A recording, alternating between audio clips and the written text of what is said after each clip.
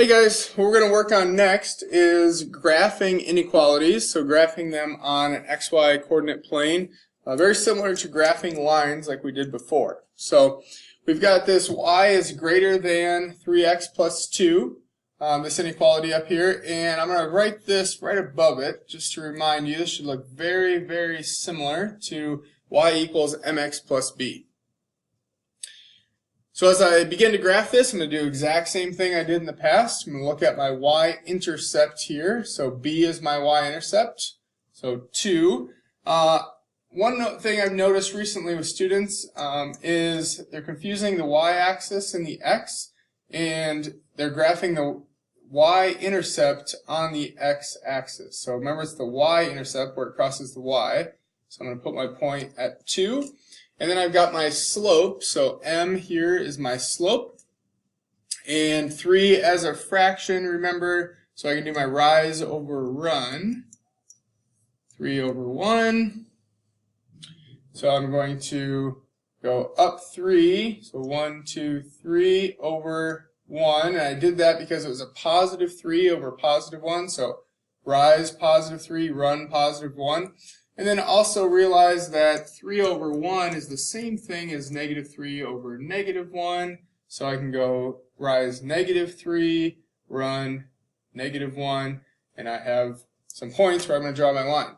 Now, slightly different with inequalities. Instead of just drawing a line, slapping my straight edge there and drawing a line through there, not quite what I want to do. Just like when I was using open circles and closed circles, I want to look at my sign. And if I have greater than or less than, I'm going to use a dashed line. And if I have greater than or equal to or less than or equal to, I'll use a solid line. So what a dashed line looks like is kind of about what it sounds like.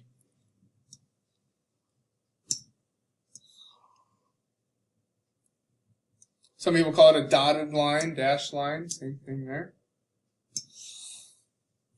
And I'm almost done. Now, just like on your number line again, I want to shade in a certain direction. So I'm looking back at my inequality here. It says y is greater than this line. So I want to look at the y coordinates that are greater than the line.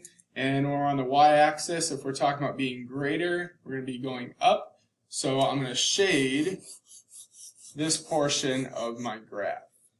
Okay, and this is what I would have for my answer. Okay, let's take a look at another example. Very similar to what I just did. The last example, I graphed one inequality. Here I'm going to be doing a system of inequalities. So if you remember right before the end of the semester, when we got back from winter break, right before winter break, we were working on solving systems of equations. So now we have a system of inequalities. We're not going to use substitution or elimination. We're just going to go straight to graphing here. Okay, so if I take a look at this first equation here, excuse me, not the first equation, the first inequality, y is greater than 4x minus 1. Same thing, plot my y-intercept, use my slope, up 4, 1, 2, 3, 4, over positive 1. I'm going to go down 2, 3, 4 over positive 1. And again, it doesn't have the equal to sign, so I'll use a dashed line again. Okay. I'm going to shade that one. It says y is greater than 4x minus 1, so I'll be shading above.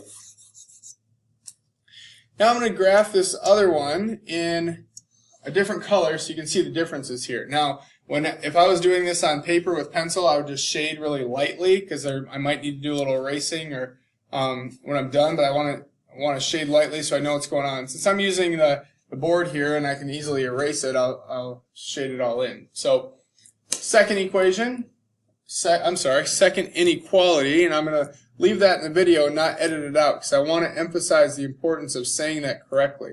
I'm not talking about equations. They're not equal to. They're inequalities. They're less than, they're greater than. Sometimes they can be equal to, but a big difference there. Okay, so go ahead and plot your y-intercept of 1, and then apply your slope, which is negative 1 over 2. So the negative sign, I can do rise -1, run +2, or I could rise +1, run -2 if I wanted. Okay, plot a few points there.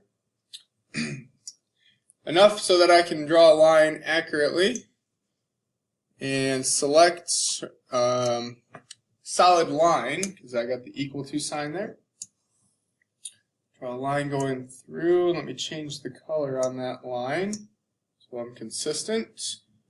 And then I need to decide where I'm shading. So y is less than my line, less than or equal to. So I want the values less than the line on the y-axis. So I'm going to shade. Okay, so now I use two different colors, so it's really easy to see where they overlap. But notice if you shade in two different directions, so this one's kind of horizontally, the blue one, the red one's a little more vertically, you can easily see where your lines are overlap, where your shading, overlaps. Okay, so since I did it real lightly with my pencil, or in this case I had an eraser, really this is the portion of the line that I'm really looking for, the part that I'm really after.